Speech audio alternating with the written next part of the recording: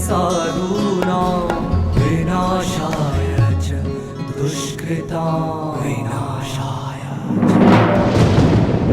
धर्म संस्थापनार्थाय संभवामि युगे युगे युगे युगे युगे युगे युगे युगे यदा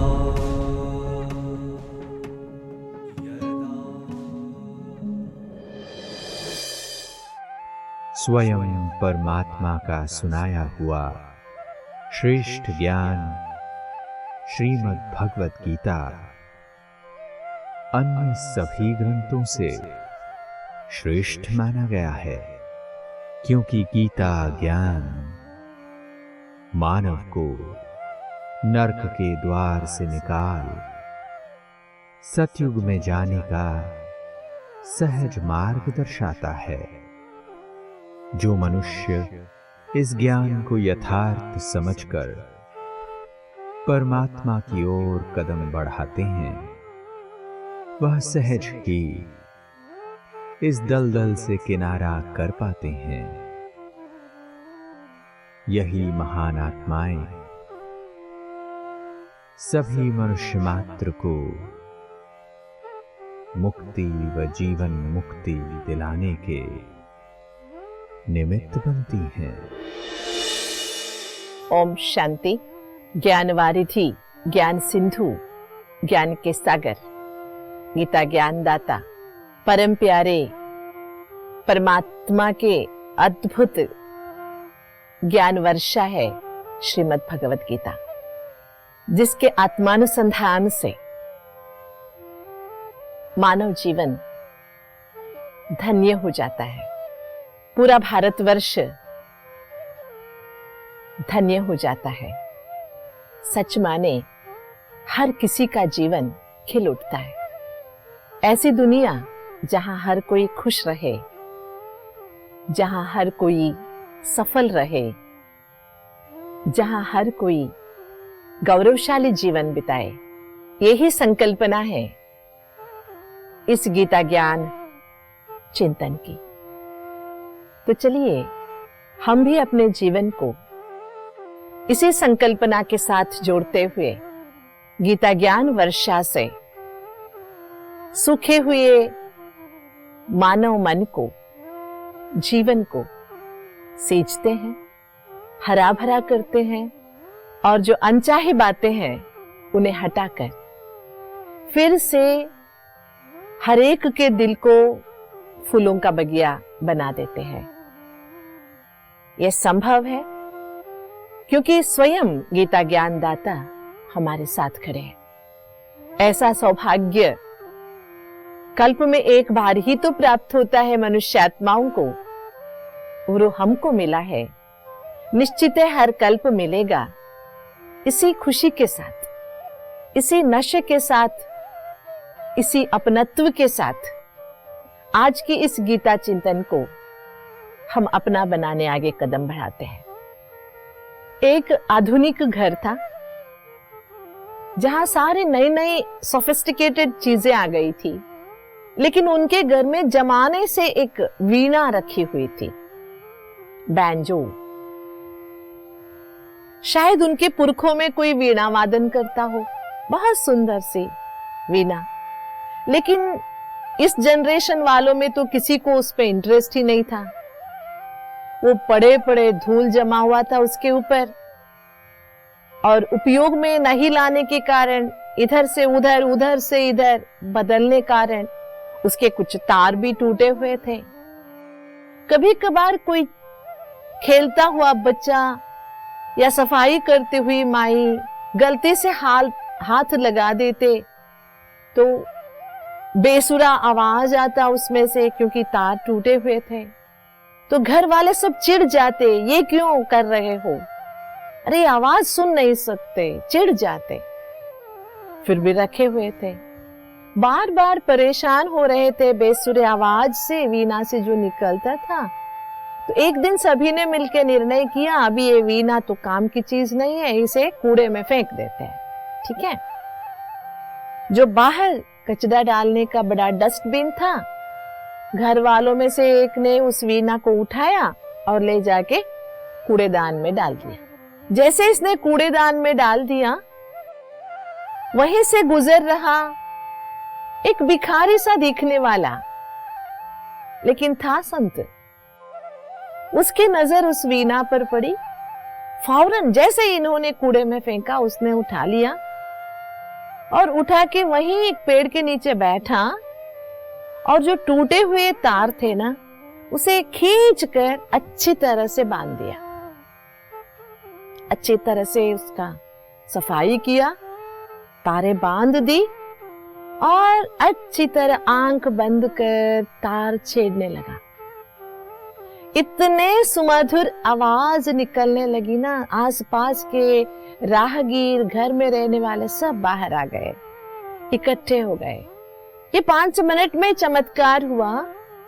जिसने कूड़े में फेंका था वो मुड़ के देखता है, वहां पर वीणा नहीं है, किसी ने उठा के ले गया और वहां पर तो भीड़ इकट्ठे हुए हैं। दौड़ता हुआ गया, देखा तो इसने जो वीणा फेंकी थी वो ही वीणा। इतनी सुमधुर आवाज और सब मंत्रमुग्ध होके सुन रहे हैं। चमत्कार कैसे हो गया? हमारे घर में तो बेसुरा आवाज निकलता था, इतना तंग होते थे, यहाँ इतने लोगों का मन मोह रहा है ये वीणा, कि ये वीणा मेरी है, मुझे दे दो। तभी जिसके हाथ में वो वीणा थी, भिखारी से दिखने वाला संत, उसने कहा, ये वीणा तो मैंने कचरे से उठाया है, तुम्हारी कैसे हुई? नहीं नहीं, मैंने फेंका था। जब तुमने फेंका तो कचरा समझकर फेंका था ना, और अब तुम्हारे क्या काम का? नहीं, अब तो ये बहुत अच्छा सुर निकल रहा है, इसमें से संगीत निकल रहा है। लेकिन उस संत ने कहा, जिसे वीणा बजाना ही नहीं आता हो, उसके हाथ में वीणा क्या, बैट क्या, कोई उसका मतलब ही नहीं है। और जब बजाना ही नहीं आता, संगीत के बदले विसंगीत निकलता, असंगीत निकलता, जो बेसुरा होता, सभी को परेशान करता। इसलिए केवल वीणा को रखना काफी नहीं है, वीणा बजाना भी आना चाहिए। जब जब सही तार छेड़ते हैं और तार जुड़े हुए रहते हैं, और जो जानकारी रखता है वही अच्छी तरह से वीणा वादन कर सकता है। बहुत सुंदर घटना है, बहुत अच्छी प्रेरणा है। जीवन भी एक वीणा है, लेकिन इस वीणा से सुस्वर तब निकलता है जब इस वीणा को जिसको उपयोग करना आता हो, मतलब जिसने वीणा वादन करना सीखा हो। सही मायने से जो तार जहां बंधी होनी चाहिए वहीं बंधी हुई हो, कहीं टूटी फूटी नहीं हो, कहीं ढीले ना पड़े हो। ऐसे हमारे जीवन के भी कुछ तारे हैं जो अच्छी तरह से बंधी हुई हो, कहीं टूटी फूटी नहीं हो, तभी तो जीवन रूपी वीणा से सुस्वर निकलता है। एक तार बांधने के जगह दूसरी तार, दूसरी बांधने के जगह तीसरी अगर हमने बांध ली, तो उसमें से सुस्वर के बदले अपस्वर ही निकलेगा। जो आजकल हम सभी के जीवन रूपी वीणा वादन से तंग हो गए हैं, क्योंकि सभी के जीवन रूपी वीणा का तार असंगत से जुटा हुआ है, गलत जगह पर जुटा हुआ है, आसुरी संपदा से जुटा हुआ है। उसी को हम सही मायने में, क्योंकि हम कोई वीणा की जानकारी नहीं रखते, मतलब जीवन की जानकारी नहीं है, दैवी संपदा के बारे में हम कुछ नहीं जानते, जानना भी नहीं चाहते। नहीं तो सोचो, सालों से वीणा घर में पड़ी है, कोई तो सीखने का प्रयास करता, कोई तो जोड़ने का प्रयास करता। इसी तरह जो जीवन हमारी है, सालों से, सदियों से हम इस जीवन को जी रहे हैं, लेकिन ये कहाँ टूटी है, कहाँ फूटी है, कहाँ गलत है, ये समझने का प्रयास नहीं किए। जब तक वीणा वादन सिखलाने वाला गुरु, अर्थात जीवन रूपी वीणा वादन सिखाने वाला स्वयं परमात्मा इस धरा पर आए, सिखाए। अगर नहीं तो हम असुरी संपदा के ही मार्ग पर चलते हैं, तो उसका परिणाम क्या होगा, आगे के श्लोकों में हम अभी सुनेंगे। अनेक चित्त विभ्रांता मोहजाल समावृताः प्रसक्ताः कामभोगेषु पतन्ते नरकेषु च।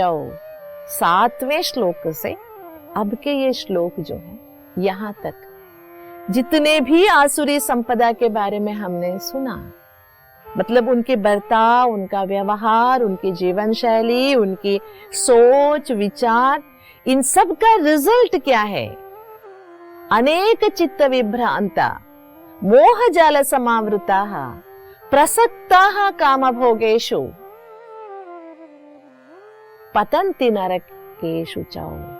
सभी का मिला के ऐसे करने वाले, मैं ही सब कुछ हूं, मैं ही ईश्वर हूं, कोई ईश्वर नहीं है, अप्रतिम ते अनीश्वरम, कोई ईश्वर नहीं है, काम ही सब कुछ है, काम भोगी सब कुछ है, मैं सभी का शत्रु का नाश मैं ही करता हूं, ऐसे सब सोच रखने वाले मोहजाल समावृता, मोहजाल में फंसे हुए, अनेक चित्त विभ्रांता, उनका मन अनेक चित्त पीस पीस हो गया है, उनका दिल, और विभ्रांता डिप्रेस्ड है, वो पूरी तरह से डिस्टर्ब्ड है, काम भोग में पूरी तरह से डूबा हुआ है। प्रसक्ताः काम भोगेषु।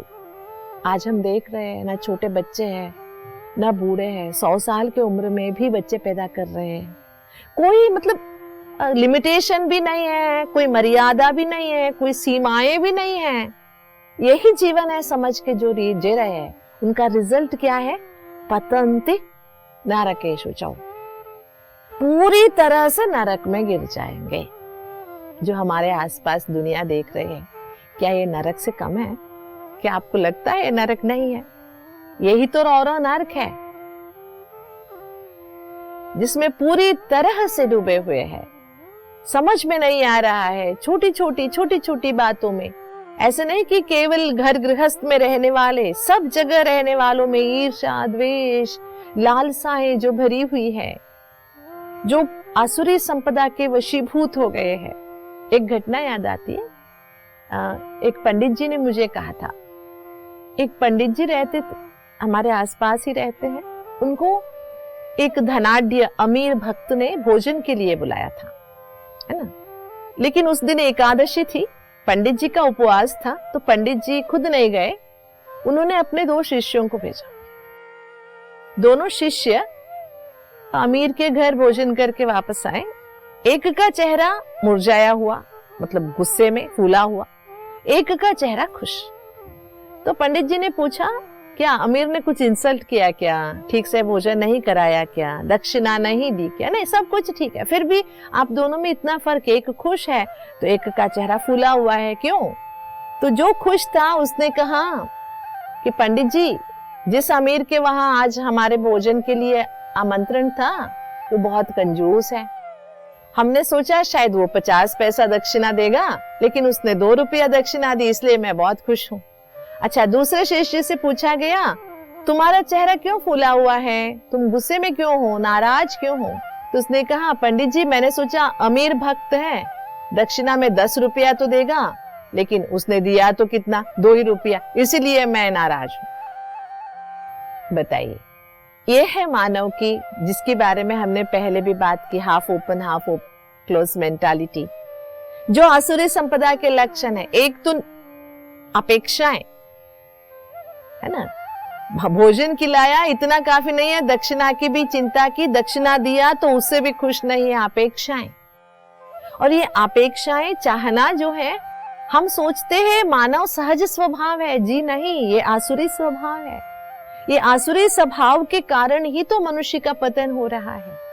हम सोच रहे, हम तो बड़े नहीं सोच रहे थे, हमने कोई महल मांगा था क्या, हमने तो 10 रुपया ही तो सोचा, लेकिन सोचा, चाहना रखी तो सही, 10 हो या महल हो, जो पूरा ना होने पर अंदर से टूट जाते हो, गुस्सेल हो जाते हो, नाराज हो जाते हो। क्या ये सुख की निशानियां है? ये ज्ञानी की निशानियां है? ये पंडिताई है? क्या है, इसको क्या कहेंगे?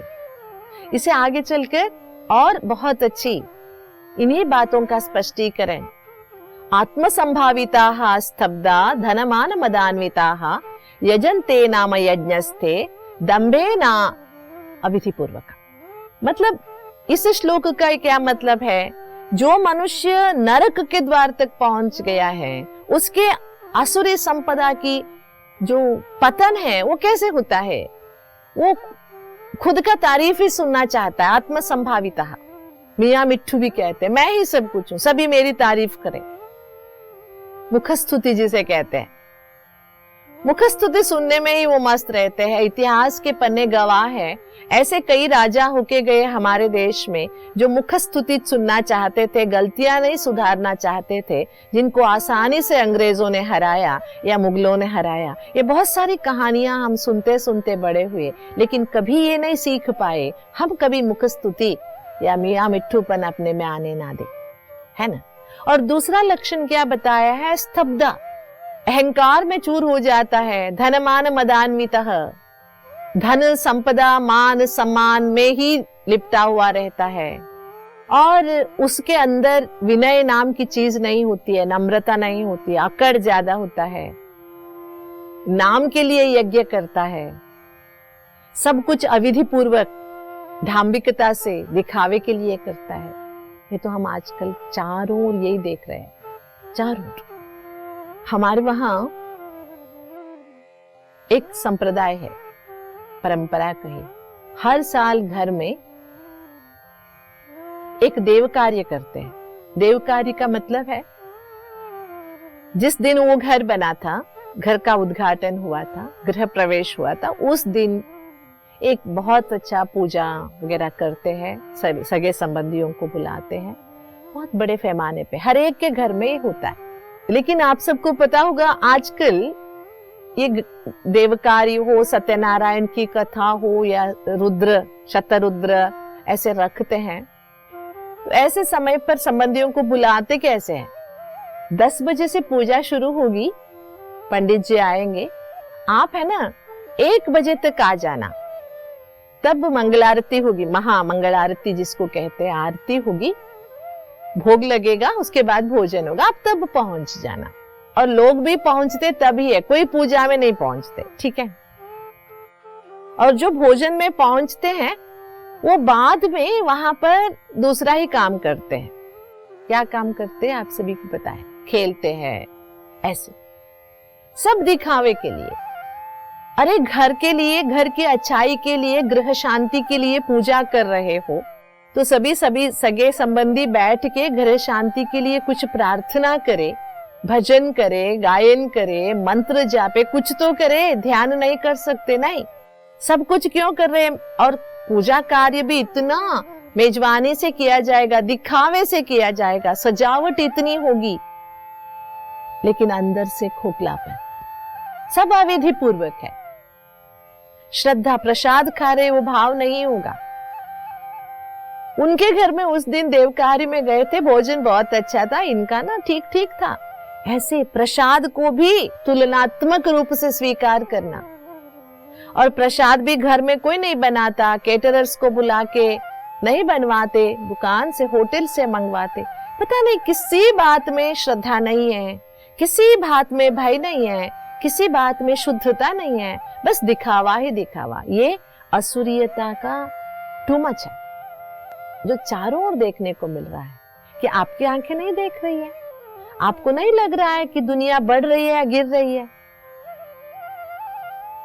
दुनिया किस ओर जा रही है? पतन की ओर या उत्थान की ओर?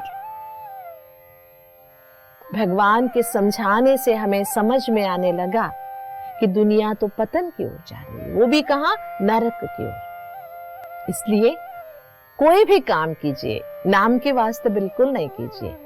वो यज्ञ हो, जाप हो, पूजा हो, या सिंपल से घर के काम काज ही क्यों ना हो। घर का काम भी कोई यज्ञ से कम थोड़ी है। यज्ञ एक आधे दिन के लिए, एक सप्ताह के लिए होता है, लेकिन घर का काम काज तो 365 दिन करना है। और एक भी आगे पीछे नहीं हो सकता। नाश्ते के समय नाश्ते, भोजन के समय भोजन, सब कुछ करना ही है, कमाना ही है, चलाना ही है। ये भी तो कोई यज्ञ से कम नहीं है। लेकिन ऐसे समझ के, अच्छे प्यार से, श्रद्धा से, भगवान से मिली हुई ड्यूटी समझ के जब करेंगे, तब आसुरी संपदा के इस चपेट से हम बाहर आ सकेंगे। और नरक में गिरने से बच सकेंगे। वैसे तो अभी गिर गए हैं, उठना है अभी, बस नरक के तले तक पहुंच गए हैं। उठाने के लिए, हमारी चोटी पकड़कर उठाने के लिए स्वयं भगवान खुद आए हैं। चोटी पकड़कर उठाना माना ज्ञान द्वारा उठाना, शिखा है ना। लौकिक में ब्राह्मण लोग शिखा रखते हैं, मतलब ज्ञानवान, इसका सूचक है शिखा, ऊंची समझ की निशानी है शिखा। तो भगवान भी हमारी चोटी पकड़ के उठाते हैं, इसका मतलब हमारे अंदर ज्ञान का उजाला भरते हैं, छिपे हुए ज्ञान रत्नों को जगाते हैं। जैसे जैसे ज्ञान जगता जाएगा, ज्ञान की ऊंचाइयों को हम पहुंचते जाएंगे, हमारे अंदर का ये दिखावा कम होता जाएगा, आसुरी संपदा से हम मुक्त होते जाएंगे। तो आसुरी संपदा के विस्तार पूरे अध्याय में पहले के 3 श्लोक के अलावा भगवान ने पूरी तरह आसुरी संपदा का विस्तार ही सुनाया है। और उसका फलश्रुति शुरू हो गई। आसुरी संपदा से क्या होगा? पहला तो हमने सुन लिया कि वो पूरी तरह से पतंती नरका, नरक में पहुंच जाएगा, पतन हो जाएगा उसका, मतलब वो गिर जाएगा, ऐसा गिर जाएगा वो नरक में पहुंच जाएगा। आज के लोगों को नरक की गहराई भी पता नहीं है। इंग्लिश सीखते सीखते हम इंग्लिश में गालियां देना सीख गए। व्हाट्स हेल, ऐसे गालियां देते हैं। हर बात में नरक को ही याद करते हैं। जिसको याद करेंगे वैसे ही बन जाएंगे। इंग्लिश बातें सीखते हर बात में स्टुपिडिटी ऐसे शब्द यूज करते करते नरक, हेल हेल हेल कहते, जो हमारा जीवन स्वर्ग बन सकता था उसे हमने नरक बना दिया। क्योंकि जैसे सोचते वैसे ही तो बनते हैं, जैसे बोलते वैसे ही तो बनते हैं। सोच और बोल से ही तो जीवन बनता है। तो क्या करेंगे? पहले ये शब्द हमारे दिल और दिमाग से हटाएंगे। अंतर के शुद्धि की प्रक्रिया जारी है। जैसे हमारा लैपटॉप कहता है कि आपका अपडेट हो रहा है, इंटरनेट बंद मत कीजिएगा, वैसे मैं भी आपसे कह रही हूँ, भगवान हमारे अंतर की शुद्धिकरण कर रहे हैं। बीच में भगवान से दूर मत जाइएगा, शुद्धिकरण रुक जाएगी। इसीलिए शुद्धिकरण पूरी तरह से हो, खुद को भगवान से जोड़ के रखे, यही संकल्प करते हुए फिर मिलेंगे। ओम शांति। श्रीमद् भगवद गीता ज्ञान सागर परमात्मा द्वारा की गई ऐसी अद्भुत ज्ञान वर्षा है जो दुखी अशांत मन रूपी धरती को सुख एवं शांति से सींचकर जीवन रूपी वृक्ष को खुशहाल बना देती है। दोस्तों, भगवद गीता द्वारा परमात्मा आसुरी संपदा की सभी निशानियों को उजागर करते हैं। परमात्मा उनके व्यवहार को दर्शाते हुए कहते हैं कि वो केवल कुरीतियों में डूबकर पतन की ओर जा रहे हैं। नर्क के द्वार पर खड़ा मनुष्य केवल स्वयं की तारीफ सुनना चाहता है। अपनी धन संपदा के अहंकार में आकर और ज्यादा धन अर्जित करने की उलझन में ही फंसा रहता है। साथ ही साथ वह दान धर्म भी केवल दिखावे के लिए ही करता है। मानव में व्याप्त यह निशानियां उसके पतन का प्रतीक है।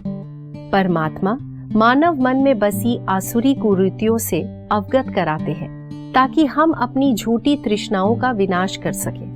परमात्मा हमें इन्हीं कुरीतियों से मुक्त कर हमारे अंतर मन को शुद्ध करते हैं, जिससे परमात्म हाथ को थामकर हम सहज ही कलयुगी नर्क को त्याग कर सतयुग स्वर्ग की ओर कदम बढ़ा पाते हैं। तो स्वर्णिम सतयुगी दुनिया की ओर जाने वाली इस पावन यात्रा में आपसे हम फिर मिलेंगे। ओम शांति।